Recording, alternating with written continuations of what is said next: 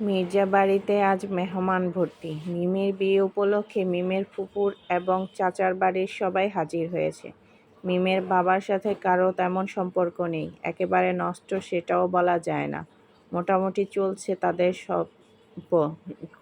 ভাইজির বিয়ে উপলক্ষে দীর্ঘ কয়েক বছর পর তাদের এখানে আসা। ফরাজি বাড়ির সকলেও ইতিমধ্যে চলে এসেছে। ড্রয়িং রুমে মানুষের আনাগোনা। কাজিন মহলের সবাই এখন অবস্থান করছে মিমের রুমেই। তাকে খাটের মাঝখানে বসিয়ে সবাই গোল হয়ে বসেছে।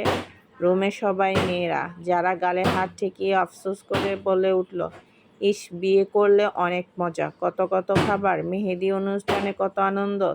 বিশেষ করে বউকে সবাই পাত্তা দেয় তখন, আদর করে অনেক, নতুন শাড়ি লেহেঙ্গা পায়, কত কত কসমেটিক। যারার কথায় সকলে হেসে উঠল। মিম মাথায় চাটি মেরে বলল, আফসোস হচ্ছে নাকি তোর? হ্যাঁ হচ্ছে, এত সব জিনিস পেলে তো আমি নাচতে নাচতে বিয়ে করব। খুব বড় হয়েছিস দেখছি। তোর বড় যে আরও 3জন আছে সেই খবর নেই? মিমের কথায় যারা মুখ কুঁচকে বলল, আছে তো, তাতে কি, সবার আগে আমি বিয়ে করব। জীবনেও কখন ফার্স্ট হতে পারি না, এবার তোমার পরে বিয়ে করে সেকেন্ড হয়ে দেখিয়ে দিব। যারার কথা শুনে উষা আর মিম জোরে হেসে উঠল। সাথে মিমের ফুফাতো বোন মারিয়াও।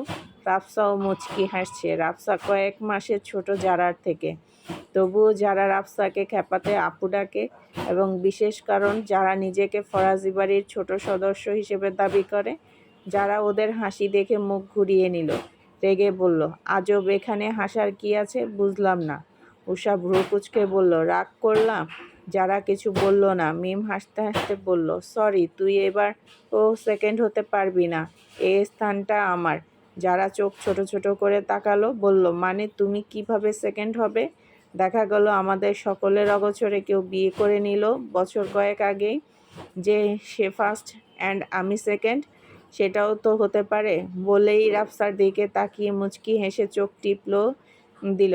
উষাও ভ্রু নাচালো। রাফসা তবদা খেয়ে ফ্যাল ফ্যাল করে তাকিয়ে আছে। মনে মনে বুঝতে পারলো এই দুজন কোন বিষয়ে ইঙ্গিত দিচ্ছে। রাফসা মুখ ফিরিয়ে অন্যদিকে তাকায়। যারা চোখ গোল গোল করে বলল, হ্যাঁ মানে, কে করবে লুকিয়ে বিয়ে? উষা বলল, তুই ছোট মানুষ, বুঝবি না। আচ্ছা, মাইশা কোথায়? এসেছি পর থেকে একবারও দেখলাম না। শপিং মলে গিয়েছে একটু, গায়ে হলুদের শাড়িটা একটু গরমিল হয়েছে, সেটাই চেঞ্জ করতে গিয়েছে। একাই গিয়েছে? না, মাহিন গিয়েছে সাথে। আমরা এসে গিয়েছি। দরজায় দাঁড়িয়ে চেঁচিয়ে উঠল রোহান।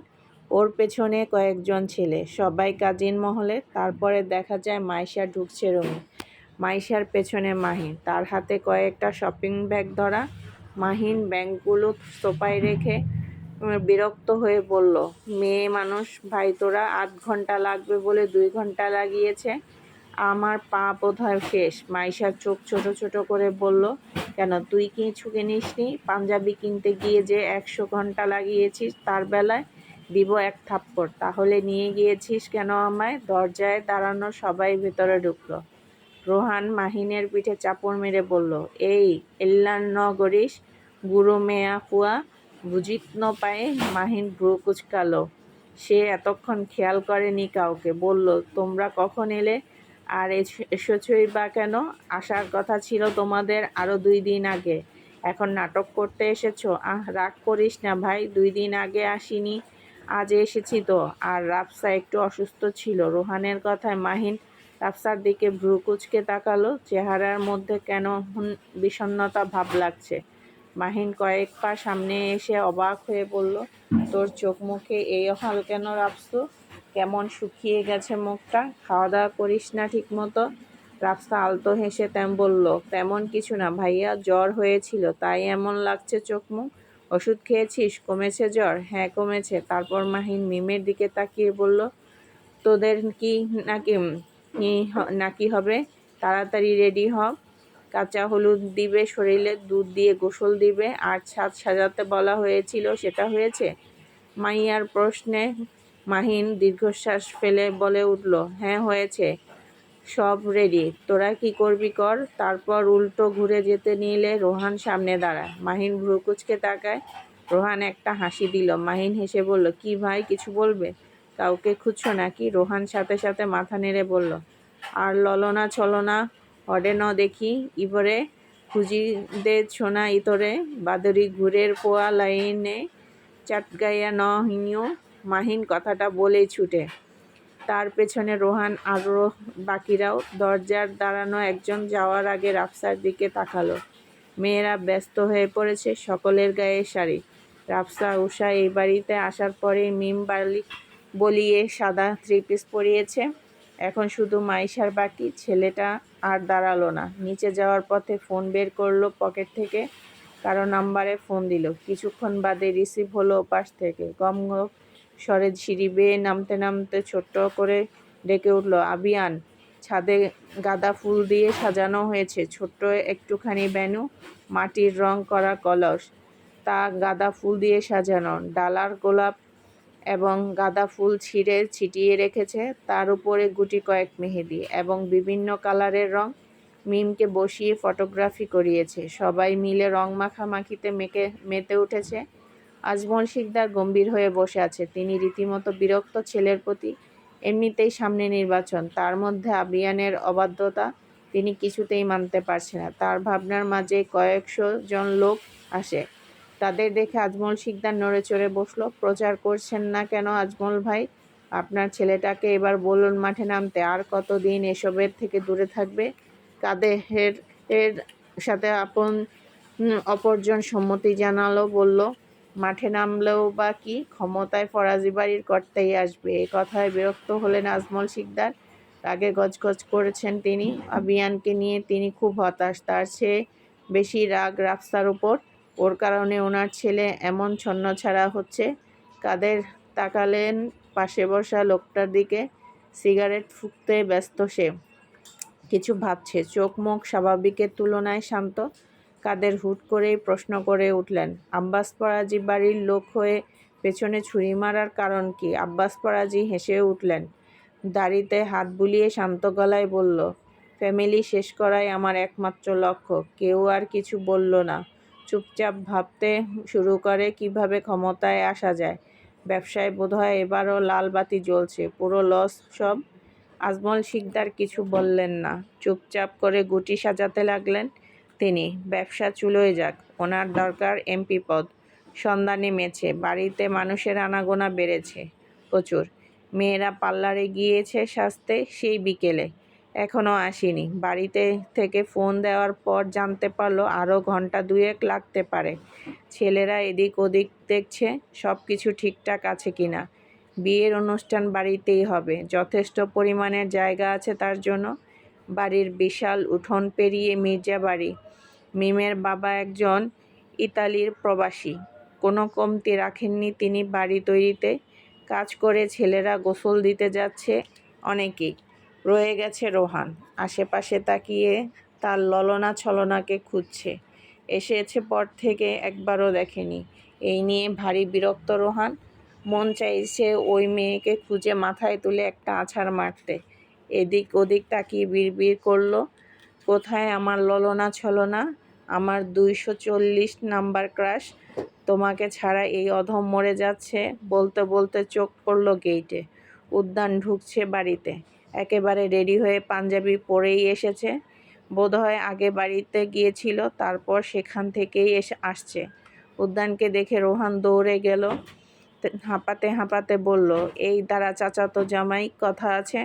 উদ্যান দাঁড়িয়ে গেল। ফোন দেখছিল সে। রাফসাকে এই নিয়ে না হয় 100 বার ফোন দিয়েছে, কিন্তু রিসিভ হচ্ছে না। এমনিতে উদ্যান বিরক্ত খুব। তারপর রোহানের দুষ্টুমিতে আরও বিরক্ত লাগছে। বলল, কি কথা? ওই দিকে সায়েন্স সম্পূর্ণ বুঝিসনি? আবার বলছি শোন। রোহানের কথায় ভ্রু কুঁচকে তাকাল উদ্যান। কোন দিনের কথা বলছে বুঝতে পারল না। উদ্যানকে আর ভাবনার সময় দিল না রোহান। তার আগেই নিজে নিজে বলতে শুরু করলো, আমি তোর জ্যাঠাতো সম্বন্ধী, রাফসার চাচাতো দেবর। অপরদিকে আমি তোদের চাচাতো জ্যাঠাতো ভাই। এখন তোদের বাচ্চা হলে। উদ্যান বিরক্তিতে কপাল কুঁচকে ফেলল। বুঝতে পারল এই ছেলে এখন শুরু করলে আর থামবে না, মাথা কাঁচা চিবিয়ে খাবে। আর দাঁড়ালো না উদ্যান, রোহানকে পাশ কাটিয়ে চলে যায়। রোহান তবদাকে ফ্যাল করে তাকিয়ে রইল। বুঝতে পেরে চেঁচিয়ে ডেকে উঠল, এই উদ্যান দ্বারা আমার কথা পুরো শেষ করতে দে। এত ডাকাডাকির পরেও উদ্যান ঘাড় ঘুরিয়ে তাকায়নি। রোহান গাল ফুলালো, নিজে নিজেই বলল, রাফসার ভাই লাগি, উদ্যানেরও ভাই লাগি, রাফসার দেবর লাগি, উদ্যানের সম্বন্ধী লাগি। একদিকে মামা, অপর দিকে কাকা। তাহলে ওদের বাচ্চা হলে কি আমায় মামার মা, কাকার কা মিলিয়ে মাকা ডাকবে নাকি কামা ডাকবে? ভাবলো কিছুক্ষণ, তারপর বিরক্ত হয়ে বলল, দূর জায়গা, হয়রান হয়ে গেছি, আবার পরে সায়েন্স এক্সপেরিমেন্ট করব। বলেই ধূপধাপ পা ফেলল। আলো আর আভিজাত্যের মায়াবী সন্ধ্যা ঘনিয়ে এসেছে। বিকেলের আলো পুরোপুরি ফুরিয়ে সন্ধ্যা নামতেই পুরো রাজপ্রাসাদ সম্বলিত মির্জাবাড়িটি যেন এক রূপকথার নগরীতে পরিণত হলো। গেট থেকে শুরু করলো ওরে মূল বাড়ির পর্যন্ত বিশাল বাগানটি হাজার হাজার চিলতে সোনালি আলোর মরিচবাতিতে মুড়িয়ে দেওয়া হয়েছে। গাছগুলোর ডাল থেকে ঝুলছে কাচের তৈরি ছোট ছোট ফানুস, যার ভেতরে জ্বলছে মৃদু মোমবাতি। কৃত্রিম ফোয়ারার পানির ওপর ভাসিয়ে দেওয়া হয়েছে শত শত পদ্ম আর গাঁদা ফুল। সেই পানিতে যখন ওপরের আলোর প্রতিফলন পড়ছে, তখন চারপাশটা এক মায়াবী আলো ছায়ার খেলায় মেতে উঠেছে। বাড়ির পেছনের বিশাল লনে তৈরি করা হয়েছে সেন্ট্রাল এয়ার কন্ডিশন বাউন্ডারি। চারপাশে তাজা বিদেশি লিলি, রজনীগন্ধা আর গাঁদা ফুলের তীব্র সুবাস। স্টেজটি কোনো সাধারণ স্টেজ নয়, থাইল্যান্ড থেকে আনিয়ে নেওয়া হাজার হাজার তাজা সাদা আর হলুদ অর্কিড দিয়ে তৈরি করা হয়েছে এক বিশাল ব্যাকড্রপ। স্টেজের ঠিক মাঝখানে রাখা হয়েছে হাতির দাঁতের রঙের একটি রাজকীয় সোফা, যার হাতলে সূক্ষ্ম সোনার জলছাপ। মেঝেতে কার্পেটের বদলে বিছানো হয়েছে মখমলের নরম গালিচা। এক কোনায় বড় বড় স্পিকার, যেখানে বাজছে গরম গান, যা পুরো পরিবেশের আভিজাত্যকে আরও এক ধাপ বাড়িয়ে দিয়েছে। মিমের বাবা ইতালির রোমে একটি নামকরা প্রাইভেট কোম্পানির শ্রমিক। বড় মেয়ের বিয়েতে তিনি কোনো কমতি রাখেননি, লক্ষ লক্ষ টাকা খরচ করতে দ্বিধাবোধ করছেন না মোটেও। আমন্ত্রিত অতিথিদের জৌলুস সন্ধ্যার পর থেকেই দামি গাড়ির বহর এসে থামছে গেটে। গাড়ি থেকে নামছেন শহরের নামি দামি সব মানুষ, বিশেষ করে রাজনৈতিক দলের বেশ কয়েকজন নেতা এসেছে। ফরাজি বাড়ির কর্তাদের সঙ্গে রাজনৈতিক সম্পর্ক ছাড়াও তাদের মাঝে মাঝে আছে বন্ধুত্বপূর্ণ সম্পর্ক। তাই তো ব্যস্ত নেতাগণ গায়ে হলুদের অনুষ্ঠান অবধি মিস দিল না। সাথে আছে ফ্যামিলির মানুষ। স্টেজের বাম পাশে একটি দীর্ঘ টেবিল জুড়ে সাজানো রয়েছে হলুদের ডালাগুলো, তবে এগুলো সাধারণ বাঁশের ডালা নয়, মখমলের কাপড় ও রূপার লেস দিয়ে মোড়ানো বিশেষ ট্রে। কাচের বড় বড় বাটিতে রাখা হয়েছে কাশ্মীরি জাফরান মেশানো হলুদের পেস্ট। দুটি ডালা মেহেদি দিয়ে সাজানো, বাকিগুলোতে রয়েছে আরও নানান কিছু। উদ্যানে এসেছে অবধি আর নিচে নামেনি। মাহিনের রুমেই বসে আছে ঘাপটি মেরে, রাগে চোয়াল শক্ত হয়ে রেখেছে, হাত জোড়া মুষ্টিবদ্ধ করা। এই হালকা শীতের মাঝেও তার কপালে বিন্দু বিন্দু ঘামের কোনা চিকচিক করছে।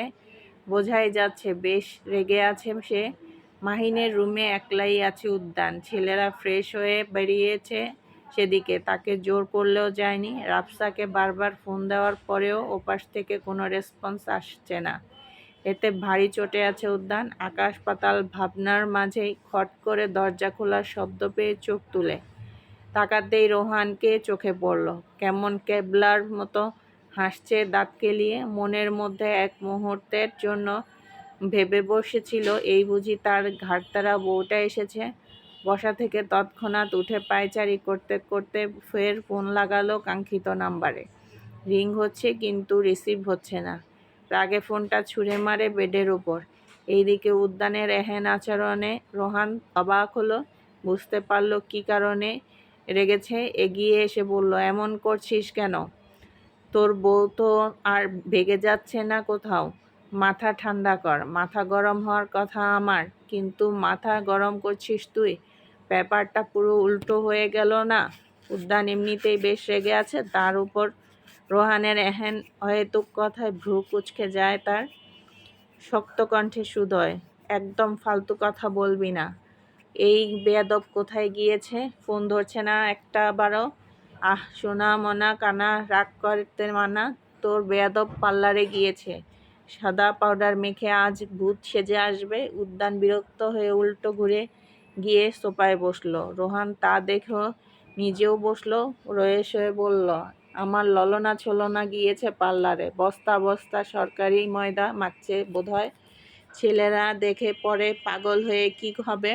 আমার 204 নাম্বার ক্রাশ আক্কা পেয়ে যাবে আমার কাছ থেকে। ওরা কখন গিয়েছে পার্লারে? উদ্যানের প্রশ্নের আগের চেয়ে চিন্তার অভাব বেশ। বোধহয় চিন্তিত খুব। রোহান মোটেও অবাক হলো না। এইসব সে কয়েক বছর যাবৎ ধরে দেখছে। বলল, দুপুর খাওয়া দাওয়া করেই বেরিয়েছিল। বুঝিসই তো, ওরা মাইয়া মানুষ, 1 ঘন্টার কথা বললে হাওয়া হয়ে যায়। ওরা বোকার স্বর্গে বাস করা দজ্জাল নারীগণ। তোমরা একের পেছনে কেন দুটো শূন্য লাগাতে ভুলে যাও?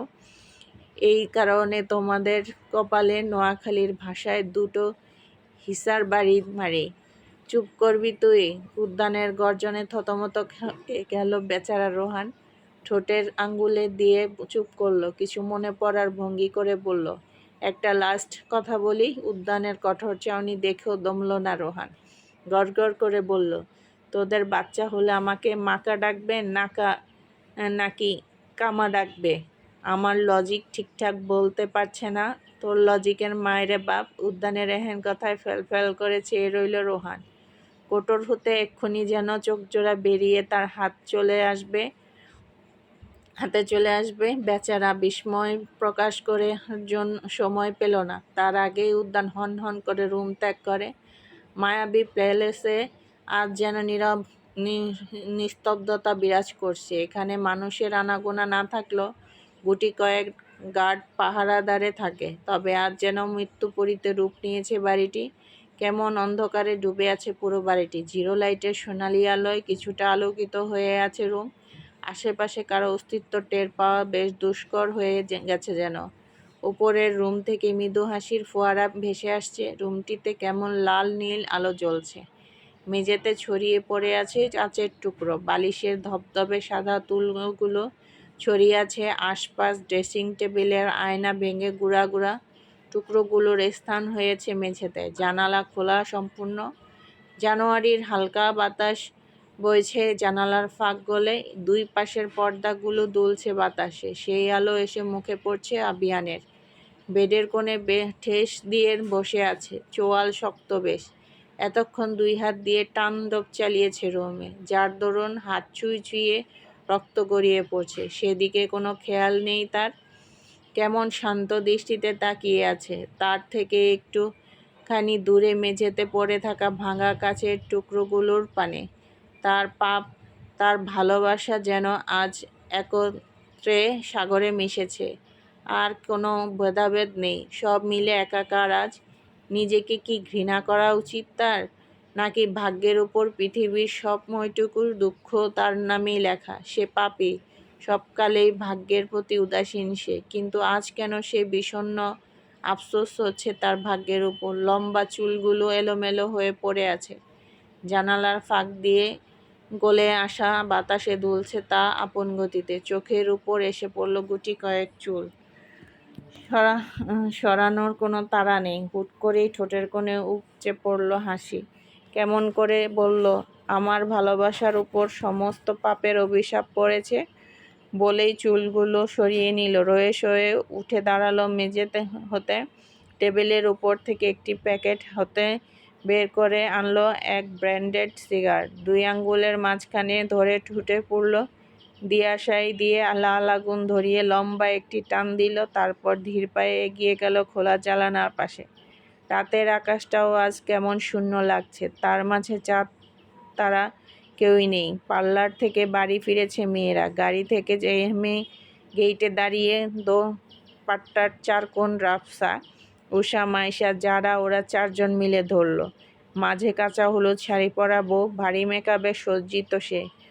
প্রত্যেকের সাজ কিছুটা সিম্পল হলো মিমের সাজ বেশ গাঢ়। সেখান থেকে স্টেজে উঠিয়েছে মিমকে। ভিডিওম্যান ব্যস্ত ভিডিও নিতে। ওরা 4 জন নেমে যাওয়ার পর শুরু হয় মিমের ফটো তোলা। ছেলেরা ধবধবে সাদা পাঞ্জাবি পরেছে। রাফসা আর দাঁড়ালো না। ফোনটা বাড়িতে রেখে গেছে, বাড়ির সবাই এখানেই আছে, কিন্তু উদ্যানকে দেখতে পেল না এখনো। তার মানে এই লোক এখনো আসেনি। রাফসা ফোন দেওয়ার জন্য আশেপাশে তাকালো। সবাই তাদের ফোন নিয়ে ব্যস্ত। ছবি তুলতে অগত্যা বাধ্য হতেই পথ ধরে বাড়ির ভেতরে ঢুকতে বাড়িটাকে কেমন দূরে মনে হলো রাফসার। একজন মানুষও নেই। এত কিছু পাওয়া টানা দিয়ে দোতলায় চলে যায়। রুমের সামনে এসে দেখলো দরজাটা খোলা। ভেতরে ঢুকে বালিশের নিচে থেকে ফোন বের করে পেছনে ঘুরতে ধাক্কা কারলে খেলো প্রশস্ত বুকের সাথে। রাফসা থতমত খেয়ে সরে দাঁড়ায়। চোখ তুলে তার পুরুষকে দেখে ভয়টা কেটে গেল। এক মুহূর্তে সেখানে ভিড় করলো রাজ্যের বিস্ময়। এই লোক রুমে কি করছে? আর এসেছে যখন নিচেই বা যায়নি কেন? রাফসাকে চোখের সামনে দেখে কেমন যেন ঠান্ডা হয়ে গেল উদ্যান। কিছুক্ষণ আগেও যেখানে রাগ জমেছিল, সেখানে এখন রাগের আভাসটুকু অবধি নেই। আছে একরাশ মুগ্ধতা। উদ্যানকে এমন করে নিজের দিকে তাকিয়ে থাকতে দেখে অস্বস্তি হয় রাফসার। কিছু মনে পড়তেই ফট করে চোখ নামিয়ে ফেলল সে। এদিক ওদিক তাকিয়ে পালানোর রাস্তা খুঁজছে। উদ্যান বুঝল রাস্তার অস্বাভাবিক আচরণের মানে। ঠোঁট বাঁকিয়ে হাসল খানিক। কোথায় ছিলি? রাফসা চোখ না তুলেই বলল, আপনাকে বলবো কেন? কে আপনি? এহেন কথায় উদ্যান ধীর পায়ে কিছুটা সামনে এগিয়ে আসে। অধিকার নিয়ে রমণীর কোমর জড়িয়ে হ্যাঁচকা টানে বুকে এনে ফেলল। সামনের এলোমেলো চুলগুলো বা হাত দিয়ে সরিয়ে কানে গুজে দিয়ে সুর ধরে। ছলনা হাত ধরে এক পা দুপা করে ঘুরি ফিরি। আজ আবার যত কথা বাকি ছিল মনের গোপনে শেষ করি আয় এবার। একবার তোকে বুকে নিয়ে এ কথা আমি বলে যেতে চাই। তুই জান রে আমার জান রে, বেঁচে থাকার তুই কারণ। ওরে জান রে আমার জান রে, ভুলে জানা সব বারণ। তুই জান রে আমার জান রে, বেঁচে থাকার তুই কারণ। আজ এ পর্যন্তই বন্ধুরা।